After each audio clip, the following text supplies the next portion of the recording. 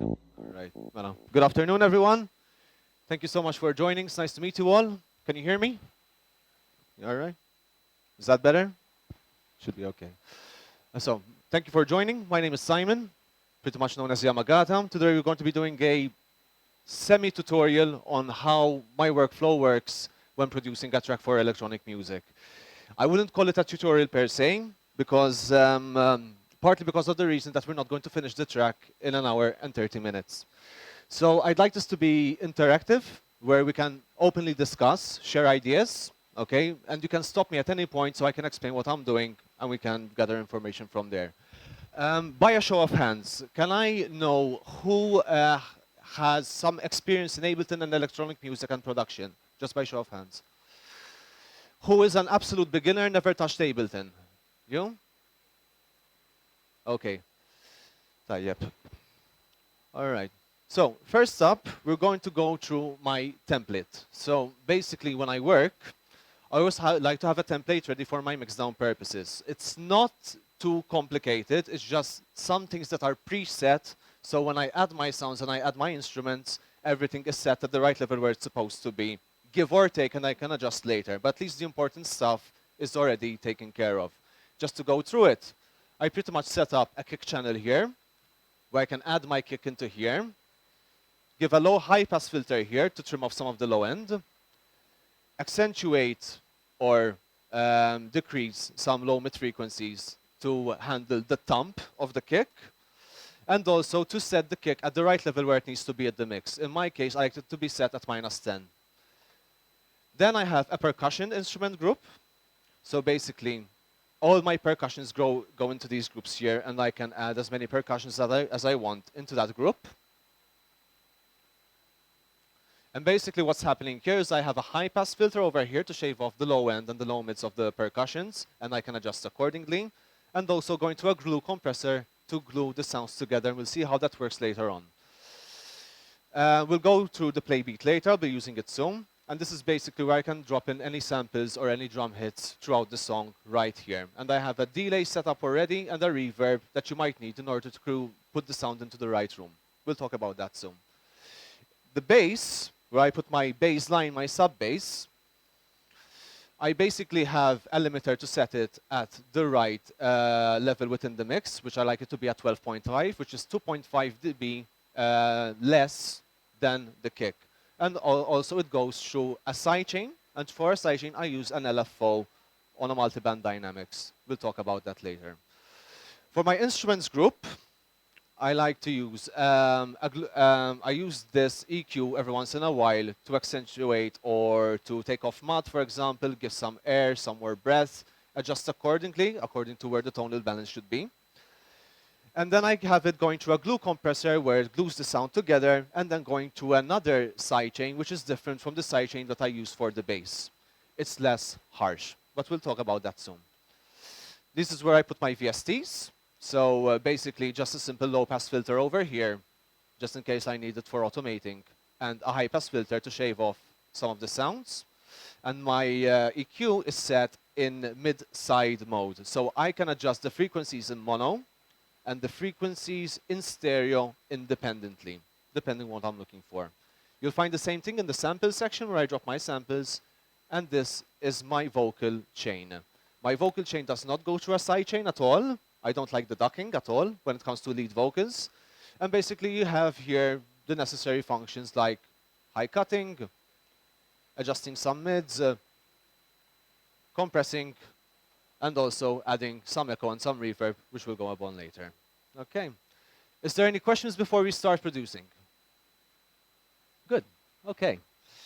So the way that my workflow works when I start to make music is that you always have to keep yourself in the mindset, or at least I do, that the way that you're adding sounds after each other, you have to make it seem like you're imagining the song starting from 0 seconds and moving forward.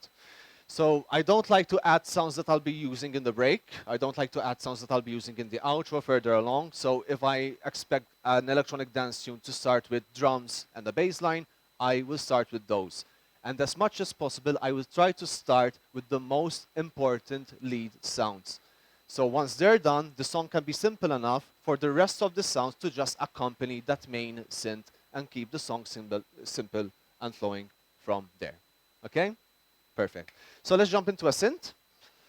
So first up, going to my VST, I like to use Omnisphere as a start. And I've prepared this little preset here, which I've modified a bit in order for us to start. I like this preset partly because you can use it as a top end, like plucks, or else you can go insanely low for a bass. Okay. Also, I also have an Echo Boy by Sound Toys in my sends. So I can, so if I create a kind of an ambience using an echo, I can always push my sounds into that same echo to keep everything in the same room. The way that sounds like is like this. If I had the bass without that echo boy going through, sounds dry. There's no space going on. However, if I hit the send, you get that nice echo going through. So let's start to work on that. I'm going to go to my echo boy here, and I'm going to define the space that I want the sound to echo in.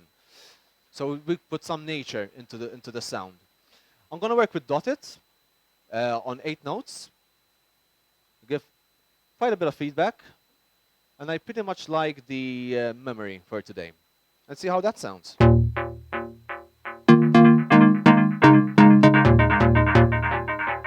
can go with that.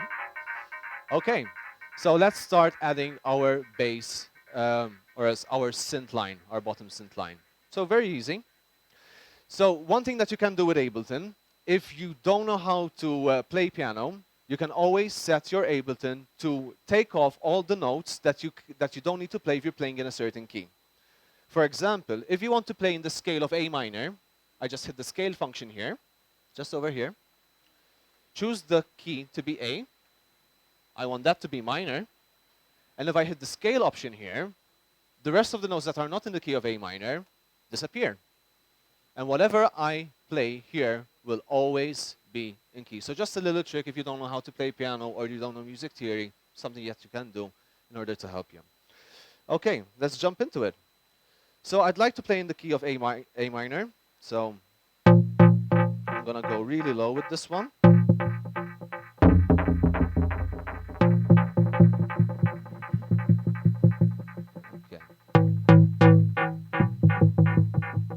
There we go. And I'm just going to shuffle in a kind of 4-bar loop and just see where it takes us in terms of groove and dynamic. Let's play that out.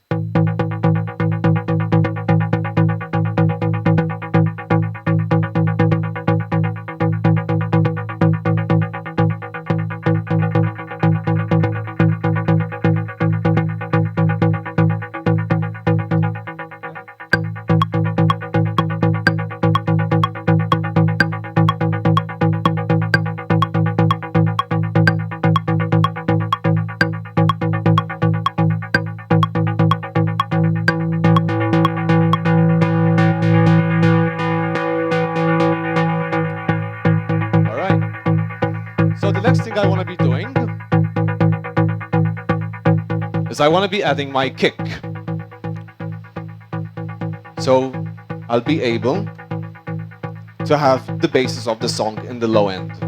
I have a nice sample pack over here with a few kicks that maybe we'll find something good out of. And it's important to listen to my bass when I'm listening to my kick to find the one that's going to work best with that bass line. Let's listen to a few, see what happens.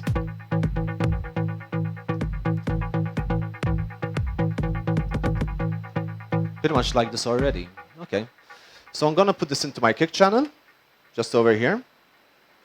Play it out. It's already playing my 4 on the floor style over here. Let's see how that sounds.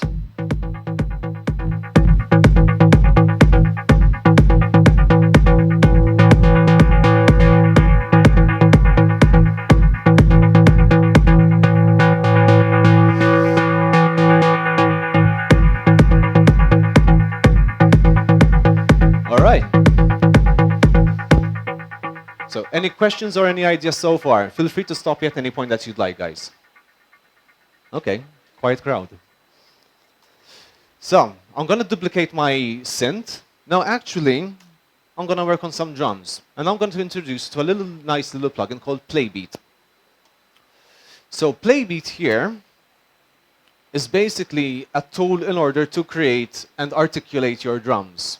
So it's able to, let's say, randomly generate parameters within your drum sequence, such as steps, density, pitch, and volume and pan. You can set ranges, and then you can dice and randomize certain articulations to get something that's going to be interesting. For example, hello? Okay. So for example, I'm just going to go through my, I have a vintage library over here by Slate Digital. And I'm going to choose a very, very soft hi-hat. I think that should do it for me. Okay. And I'm going to drop this hi-hat just over here. And if I just dice, I have it set up to just give me a random articulation of the steps and the volume, okay? So we'll have a change in velocity every time that we generate a new output, and a change of how many steps there are within that bar. And we get something like this.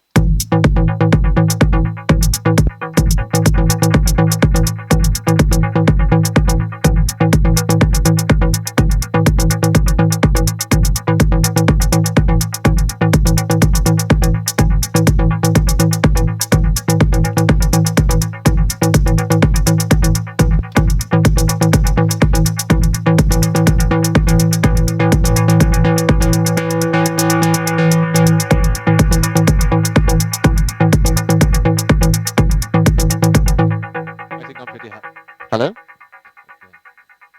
Hello? Okay. So I'm pretty happy with that. Okay. So let's start adding some more drums. Jeremy, what drum shall we add?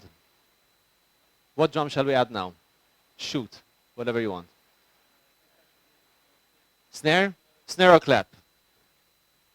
Clap? Let's go for a clap. Or have you select a clap yourself? Let's go through a library. Now I do have a million of these, so be as patient as you want to be. Classic 808? All right, let's do it. So I'm going to go back. Hello? Okay. So I'm going to go back to my 808 claps. Pick your liking.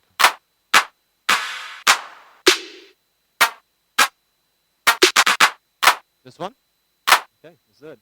Loop here. So I will warp it so I can lock it into the tempo. I'm going to choose the loop function, and I should be able to do it at 2 here. Let's see how that sounds. Just from over here. Okay. So one thing I don't like about this clap is that it has this entry here before the actual hit happens. So working like this gives me the ability to move stuff and tailor towards how I like my sound to be. Let's see how this sounds. Let's listen to the drum on their own, see how that's working out. All right. Hello? Okay. Very good. Who shall? Mika, next sound. Snare? Another snare? Okay. Let's go with a syncopated snare. In this case, I will actually use a drum rack, just for variety. Voilà. Let's go for the drum rack. Voilà. 808 or 909, Mika? 909? Okay. We can try that as well. Okay. Pick a snare.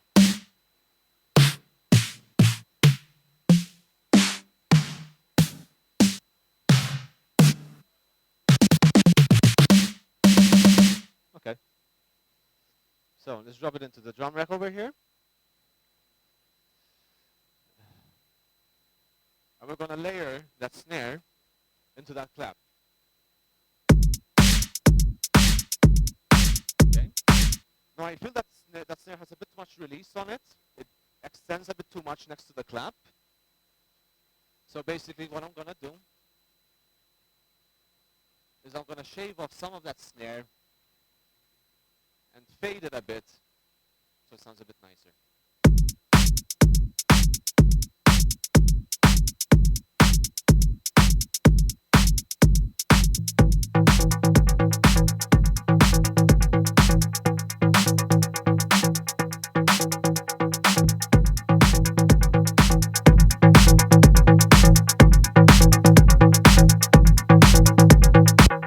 I'm just gonna put the tempo a bit up as well.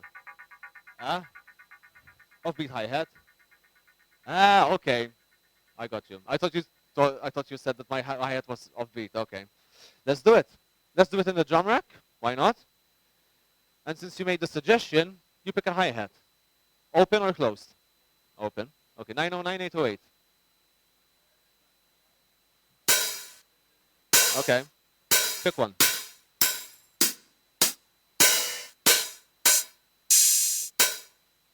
That one? Okay. So let's drop it into the drum rack. Boom. And I'm gonna add my chain into that as well. So I'll be able to add some delay onto that hi-hat, give it a bit more funk. Okay, so 1, 2, 3, 4.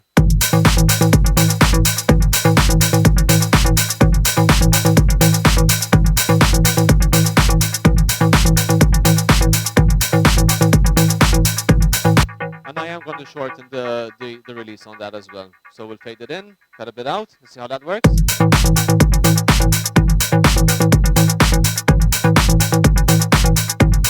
Okay. So when I'm working with these offbeat hi-hats, I'd like to either put a delay on it, so there's a bit of a shuffle going through, or else you can do that manually as well. So what I'd like to do is add another open hi-hat here, and add another one here. So we'll be working with 3. The reason being that one of them will happen before, and the one will happen after. The only difference will be the volume. So let's listen to that hi-hat on its own. So we basically have this with the kick drum. So I added a hi-hat just before that one, and I'm going to make it a bit less in volume. You get that movement going on thanks to the velocity. And I'm also going to add a hi-hat after at a slightly in between and see how that sounds.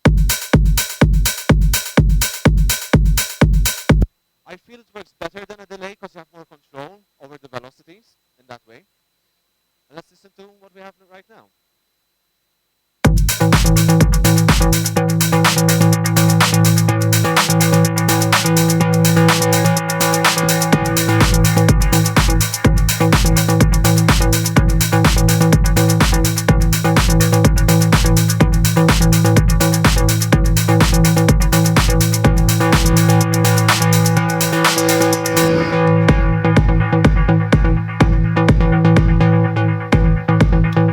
Okay, perfect. So next, we're going to dive back into our little synth line here, and we're going to start making a chord progression out of that, okay? So I'm going to keep the one I already have here. We're going to duplicate that, so I can work fresh and still keep the same idea over here that I had. Hello? Okay. So, let's listen to that. And I'm going to duplicate it 3 times to have it over a 4-bar loop.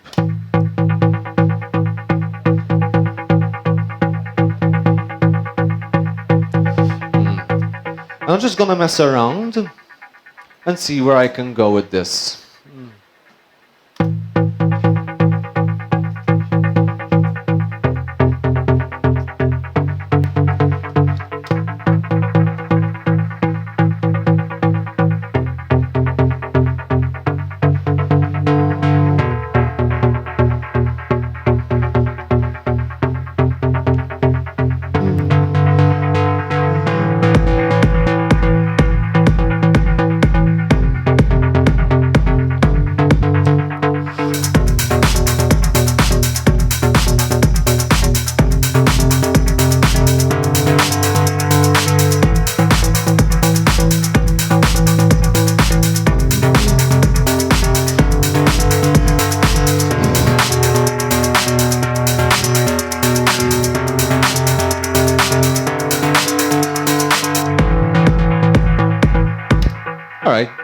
We're getting somewhere. Perfect. Okay. So, someone who's already in the... you make music already? Just a little bit. You can come up with the next sound. What do you think? Yeah? Okay. The effects, I would rather do them later on.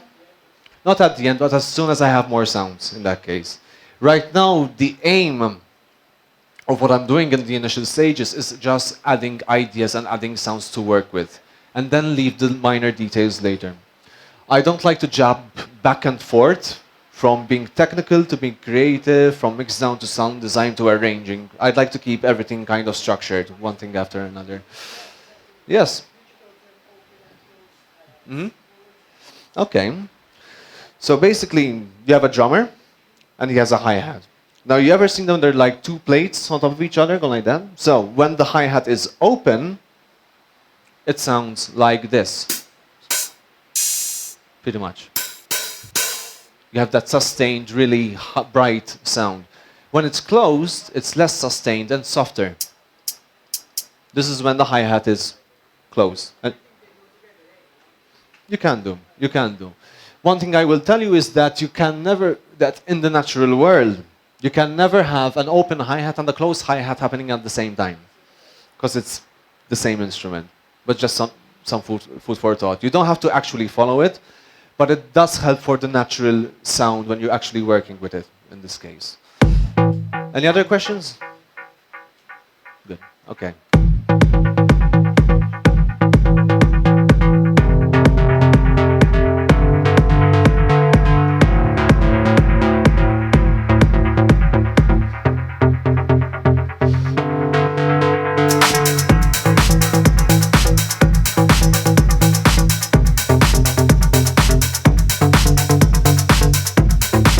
Perfect.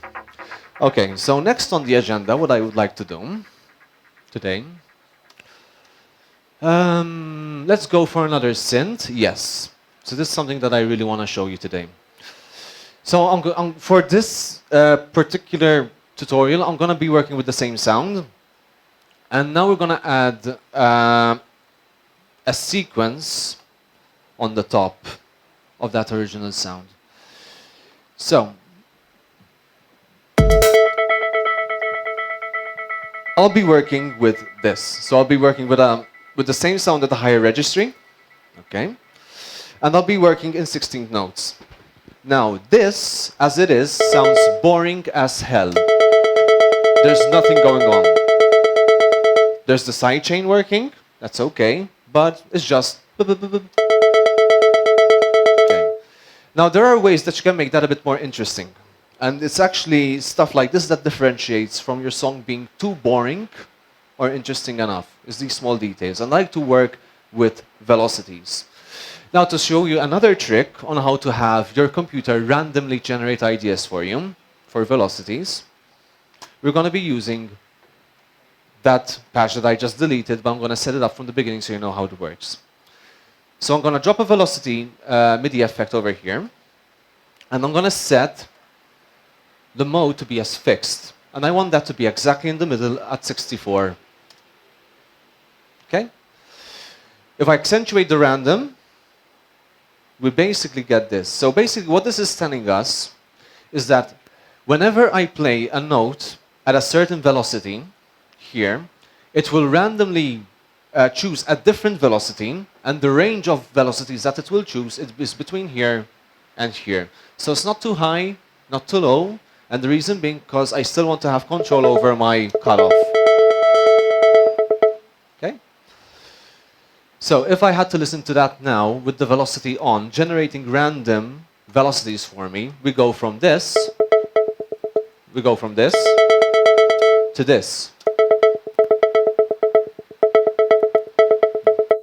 It's much more interesting that way. Also adding it to the cowboy to add some room.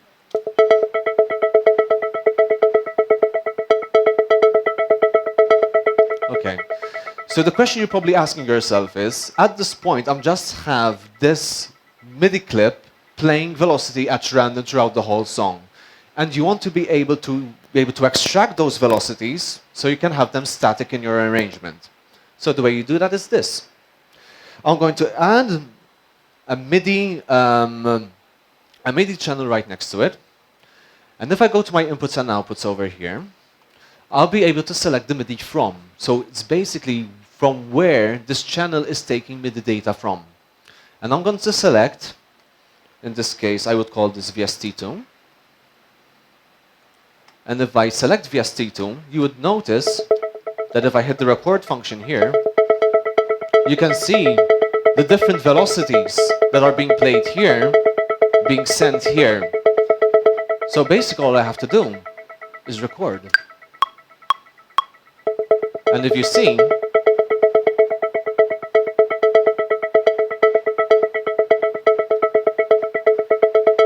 all the random velocities that MIDI effect is giving me is being extracted. You can do this with anything. Scaling, Ableton's arpeggiator, you can extract the notes that are coming out of the arpeggiator. Just simply hook it up like this, extract the MIDI data out, and let it come up with ideas. And at this point is where I'll make a coffee and relax for a bit and just let the computer do its work. I think that's enough. So, what you need to do next is you take that MIDI channel and you add it to your VST, and you deactivate the MIDI effect function so the randomization stops happening. And you have a static velocity happening over here. So then all that leaves us with is selecting the right sequence that I want for the song. So I'm going to listen to it with the bass line and see which one works.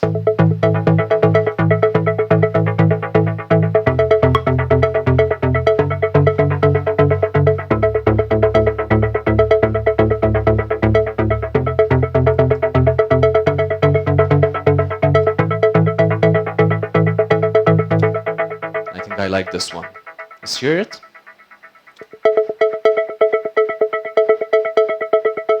I like that. I'm going to go an octave lower on that.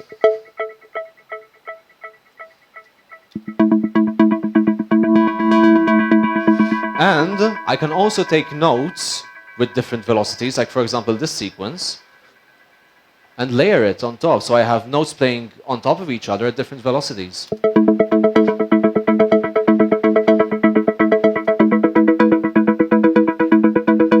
See how that sounds.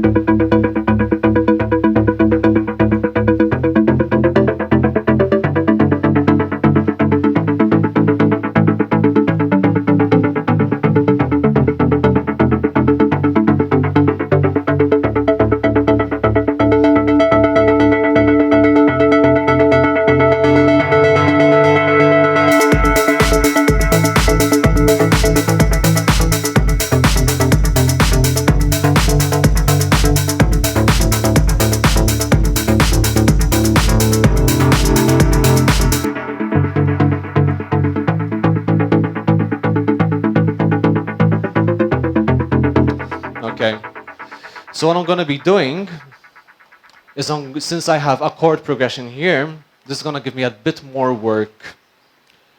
If I can't have the notes playing the same, because since the bass is playing in different chord progressions, some notes may work and some may not, depending where the bass is. So I have to adapt the chord progression along. I'm going to do that by ear. I would go into detail about this, but it's really music theory related, you know, and we can go on forever. But just listen to what I'm doing, and you get the idea.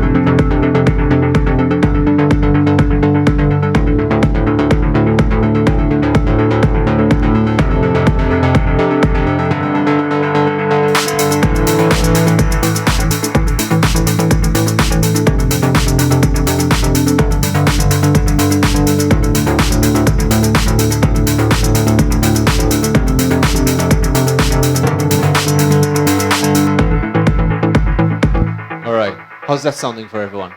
All right? Do we have any questions whatsoever? Okay.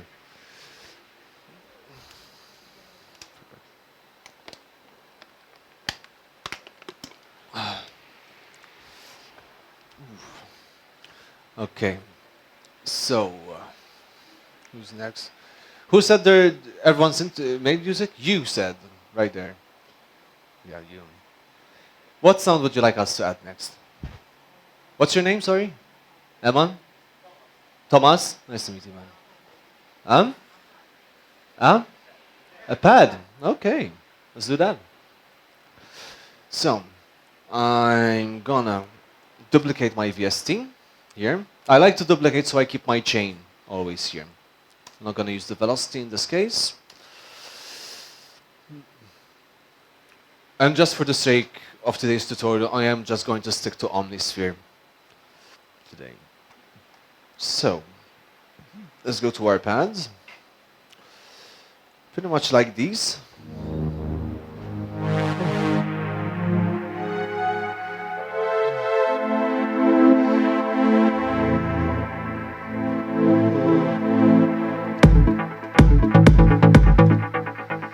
Okay. So let's listen to the rest of the instruments that we have right now. Let's play around with a few ideas, see exactly what works.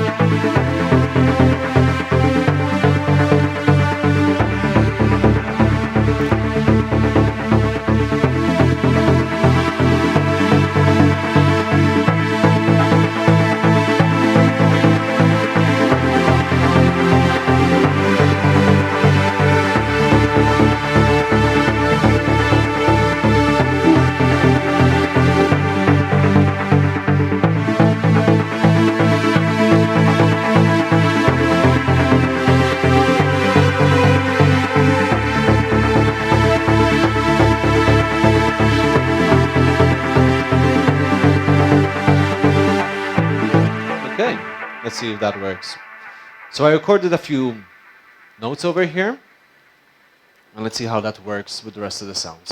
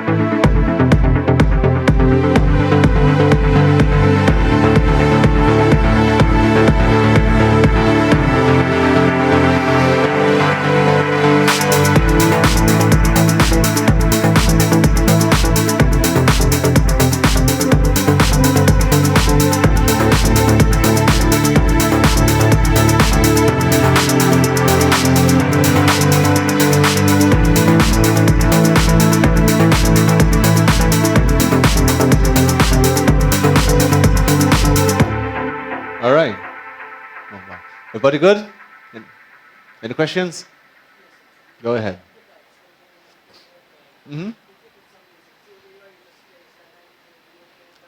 It's a bit of both.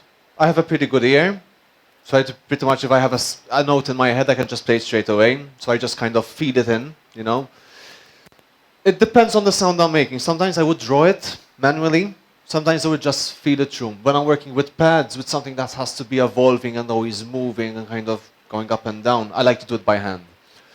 But if it's something static like that bass line just going dum, dum, dum, dum, dum, dum, I'll draw it in that case. You can pick any workflow that you want, whichever works for you. But in the case of a pad, I wanted to work with something, even, for example, the fact that you see these kind of mistakes, which are not really mistakes. I like to call them happy little accidents, you know, where everything is not exactly stopping directly to the beat, you know, there's some weirdness going on. It keeps it natural, keeps it interesting, you know, and if it works for your ear, then it's good, you know. Don't get into the habit of sticking with these. Like, for example, working like this.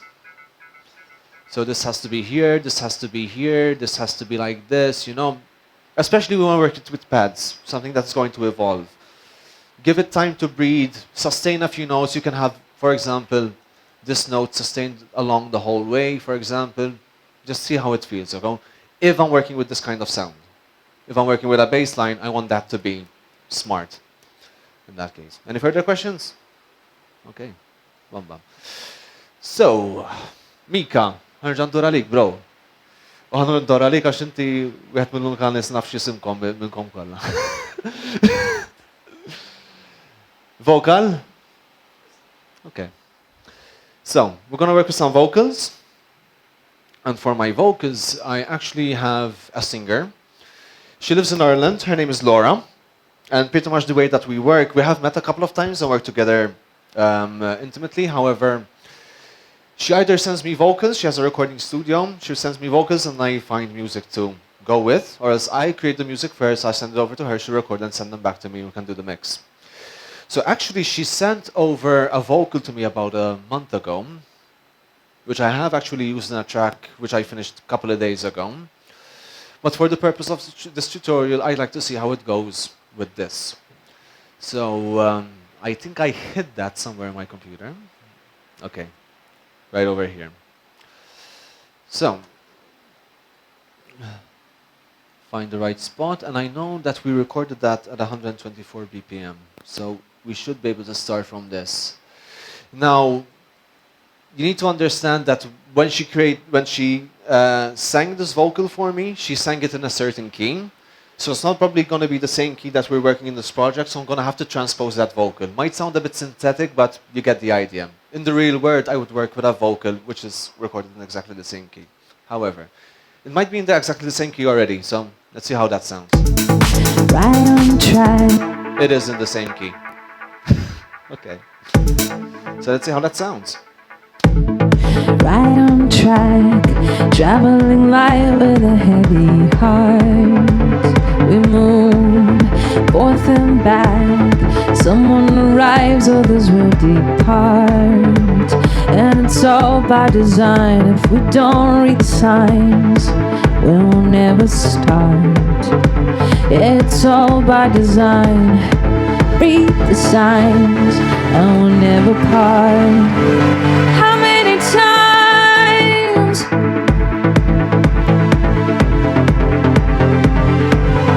How many times?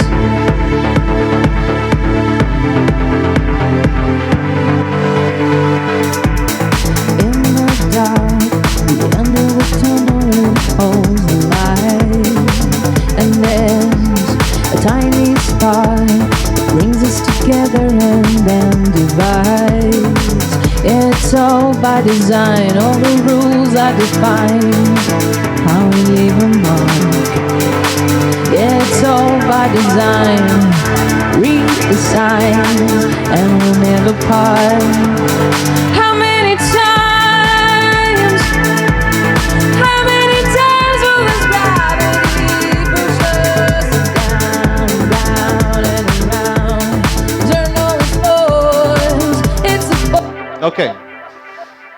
Not sounding too bad. I would use the vocal in a different song, which I did. But just for the purpose of this, let's look into that vocal and see what we can do with it. So when working with vocals, I like to work as simply as possible, as not to disrupt the nature of the vocal. So when I'm working with EQs, I like to work with really simple movements, simple cuts, simple bells, as much as possible to keep the nature. The reason being, when you overuse your EQ, you get phasing issues. And when you have a lead vocal, which basically has, how should you say, has a definitive sound, you know, the sound is defined, you know.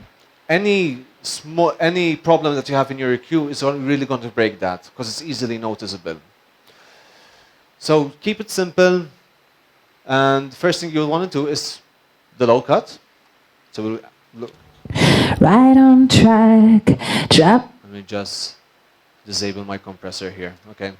Right on track. So I want just enough low cut to get rid of that boominess. Right on track. And when you're working with vocals and any sound, when you are shaving off low frequencies, basically, if you had to listen to music in a 3D spectrum, in a 3D environment, you're basically pushing the vocal away from your face. So with a lot of lows, you'll have the illusion that she's singing right here in front of you. And the more that you take off that bass, she's actually moving far away from you, okay? Because this is what happens in the real world. When you have people close to your face, you actually hear their bass frequencies. When they're further away, you don't get the bass, you just get the highs, okay? So you get that. So if you're trying to get a vocal to sound further away, for it needs to be from the mix, and your lows are high, however, in order to put it in the back, you're adding a reverb. Because you have that bass, you're not getting that. So make sure that you're working with your lows in order to bring it right into the perspective. Now, in this case, I want the vocal to be semi-distant, so not in your face, but not too background either, just kind of filling with the rest of the tune. So let's listen to that. Right on track, traveling light with a heavy heart. I think that's fine. We move. Okay. And now, just to shave off some problematic frequencies, which we may or may not have, I just have gain function. Hello? I just have this gain function over here, which you can see it working here. Right on track, traveling light with a heavy. And I do hear a bit of a resonation over here. Right on track, traveling light with a heavy. Sounds a bit cleaner. This is before. Right on track, traveling. This is after. Right on track, Clean. traveling light. Okay. Now the next thing you want to do is add a compressor to that vocal. And any instrument, like for example guitars, any instrument or sound which its volume is not the same throughout the whole arrangement. Like for example, if you, just for the sake of the beginners, let's say you have a guitar player and he's playing the guitar really softly and it sounds good in the mix. And so all of a sudden the guitarist starts bashing his guitar, and obviously what happens, the volume goes too loud with the rest of the mix. Now on the other way around, if he starts bashing and it's within the mix, if he then plays softly, you don't hear the guitar at all. So basically you want to add a compressor which basically allows the sound to stay within a certain dynamic range. So whether he plays hard or plays soft, the sound and volume remains absolutely the same. Hello? And I want that to be with the vocal as well. So, usually I would do this by ear and really listen to it, but we can do this as well in a visual way. So. Right on track, traveling light with. So I have my vocal going here, okay? And you would notice. Right on track, traveling light with a head. The level meter has two functions, okay? You have the true loudness, which is right on track, the very top. Traveling light. But you see there's a faded level here in between. Move. So basically, what that is, the level which is completely light green, that is your RMS. So basically, that is your perceived volume. It's calculated in, if I'm not mistaken, a second. So it's not real time. It takes into account the average within a second, which, if I read this correctly, is very scientific, but it's how the brain is able to respond to volume, basically. It doesn't respond to it as real time as true peak. So we're going to use that as our basis. Right on track, so what I like to do, light with a heavy heart. We move. I'm just going to close these so we can see. That's perfect. So I'm just going to bring down my threshold to be right at the level where that RMS is. Right on track, Somewhere here. traveling light with a heavy heart. Okay? We move. So pretty much from that point upwards, anything that's going over that, we're going to be pushing back down so it stays within the range, okay? And that's where we're going to apply the ratio. Right on track, traveling light with a heavy heart. Okay. So what I do, I've left some breathing. So there is sometimes where the vocal is not being compressed when she starts to breathe. So I don't want that harsh every time she's about to sing. However, you can't really escape it when you're working with a compressor in that case. However, it does help if you leave some air. And I'm also not making the ratio at infinite, because that will be extremely unnatural. It would be just a block. So just give it a bit of air to breathe. Right on track, traveling light. And you can always monitor these two levels to see exactly how the vocal is working, to give you an idea. Right on track, traveling light with a heavy heart. We move forth and back. Someone arrives, others will depart. And it's all by design. Perfect. Okay. Let's see what happens if we add it to that echo boy we had here. Right on track, traveling light with a heavy heart. We move forth and back. Someone arrives, others will depart. Okay, let's see how that sounds. Right on track, traveling light with a heavy heart. We move forth and back. Someone arrives, others will depart. And it's all by design. If we don't read the signs, we'll never start. It's all by design. Read the signs, and we'll never part. How many times?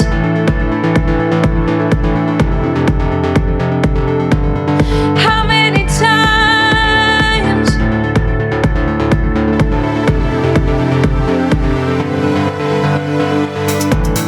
In the dark, the end of the tunnel, it holds the light.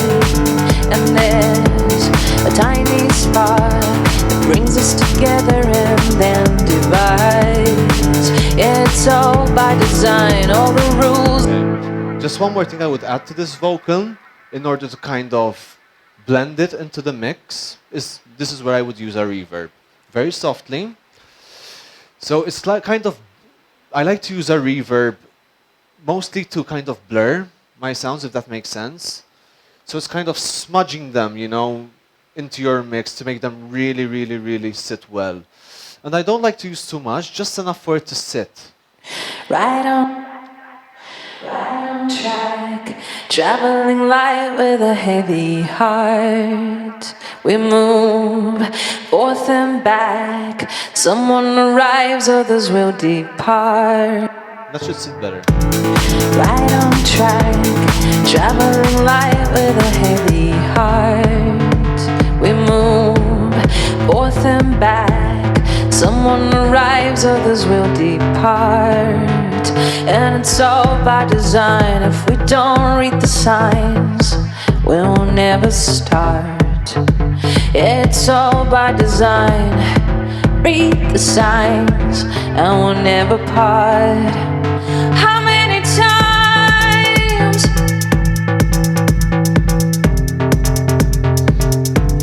How many times?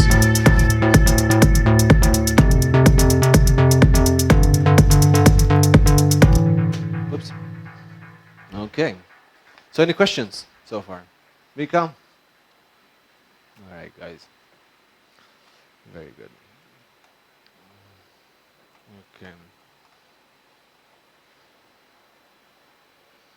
Let's go back to the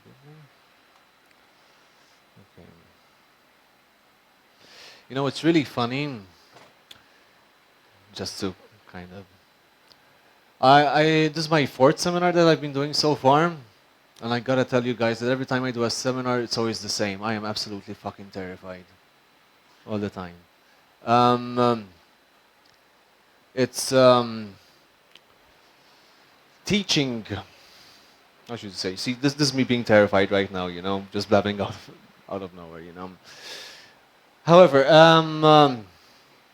I think what we should do right now, because I pretty much covered what I wanted to cover with you again. So I really wanted. Thank you, man. Really wanted to see if you guys had any questions or anything that you've been struggling in your own productions. Maybe I can help. Yeah, go ahead, man.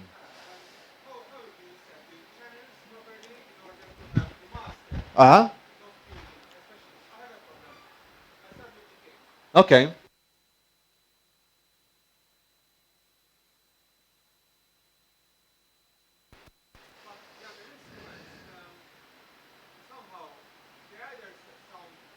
Okay. Okay.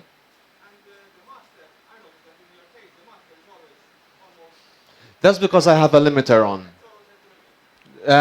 That's because have a limiter on. Yes.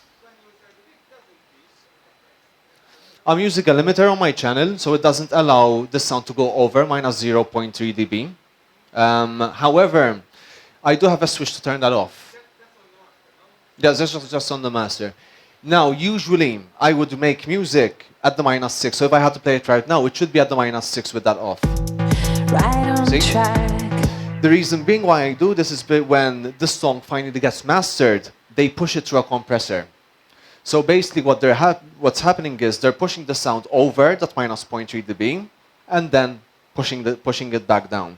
So to give me a kind of an idea how it will kind of sound mastered, I can turn that button on and off and listen to it. Mix down Right on and master. track. Mix down, Traveling light with master. a heavy heart. So if I export for mastering or if I'm going to work on my mix down, I would turn that off. I just press this button and minus 6.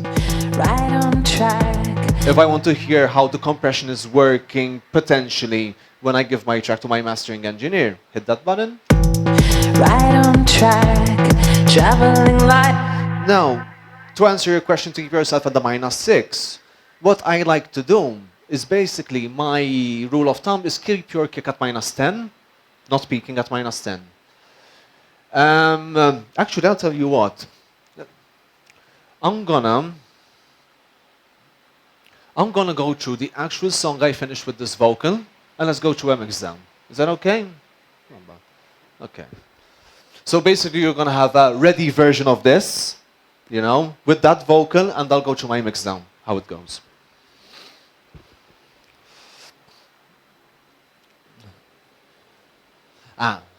Actually no. Actually no, because I didn't use the template in this project. In that case, what shall I do? We'll do it manually. Okay. Just wait for it to load. If anyone wants to get a sip of water or something while we'll wait, this may take some time. Okay. Computer is being very nice with me today, because it's not at home. Okay, so basically this is the song that I was working on a couple of days ago. Now you'll notice that I haven't used the template at all with this, because I hadn't actually finished that template before I actually got into doing this song. So what I can do, actually, yes, I'm going to add my template. Yes, that should be fine. So I'm adding my template channels into this project here, and I'm just going to add my different sounds into the mix of that template and see where it gets us. Okay, so for example here, that'll be my main synths. So we'll go here. This is my bass line, so this has to come here. If you guys give me just 5 minutes, I should be able to get this done in no time at all. At this point, if anyone wants to get a drink, feel free, okay? This may take a while. Inspire. Okay, that's my bass. Take that off. This is my kick. Drop it here.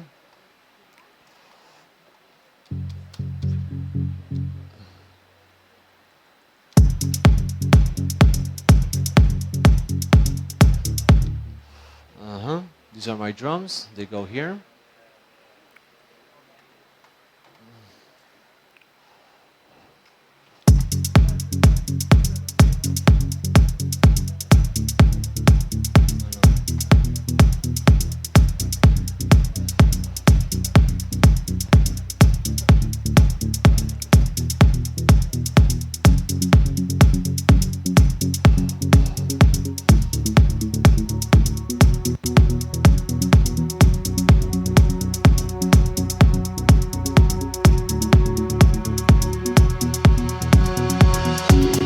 Right on track, traveling light with a heavy heart. We move forth and back.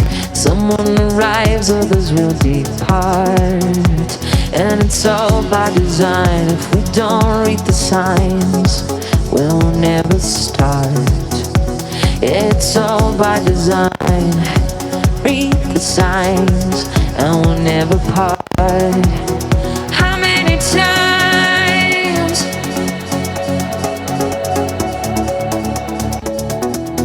How many times? All right, we're ready.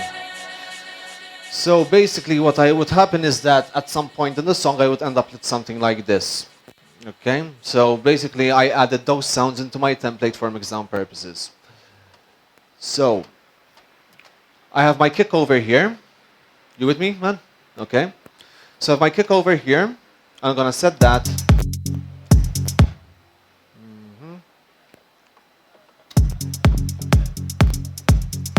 Set that at -10. Okay. And -10, you don't look at here. Watch me. You look here. So here's basically the level where it is, and this is actually where the sound is actually hitting. So you want to look at this.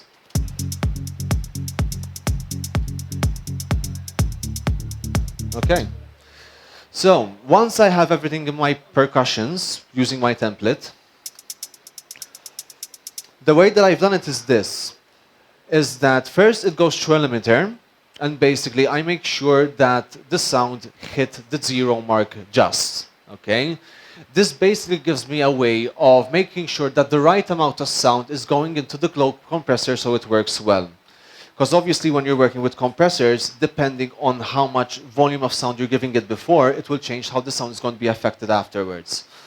So in order to work with this threshold, about that much should be fine. And I just get that nice little peak over there. Obviously when more drums come through, it's a bit more harsh. So we fix that. And then it goes through a limiter again to put it to -13.5 dB. So after this works, I change the volume again, so it's fitting within the mix. So it's going into my compressor at the right sound before, coming out of the glue compressor, and then into my mix at the right level as well. Let's see how that sounds.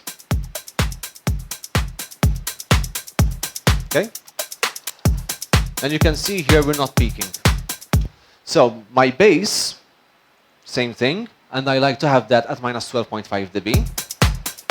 So we have to listen to it. Just make sure it doesn't go over that 0 mark. Instruments, same thing. So once I have mixed my instruments together next to each other, where they should be next to each other, then I want to mix them as a group. Same thing. I go to my instruments. I can, and it's best to work at the loudest part of the song when you're working with your instruments for mix down. Okay, so.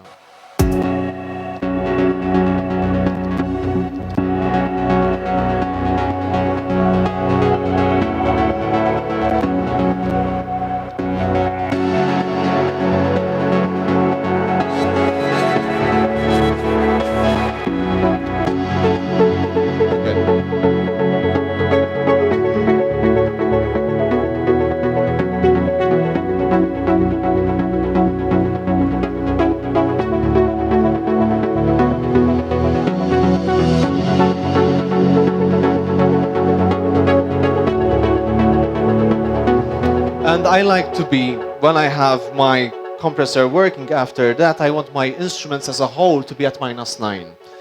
So if your kick at -10, you have your percussions at minus 13.5, your instruments at -9, and your bass, I think I went to that already, but minus 12.5.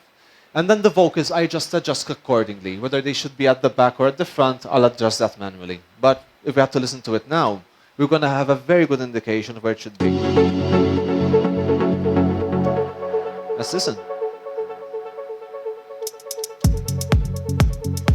And just for the sake of argument, I'm just going to make it seem like it's mastered, so I'm going to push it. But if you want to see, it's not peaking at all here.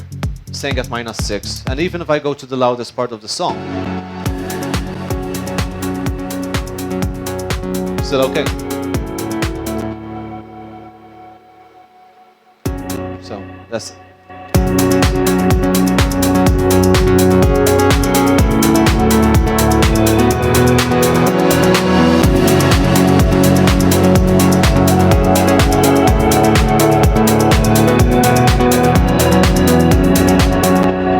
That's pretty much it. As a kind of a simple guideline, you know.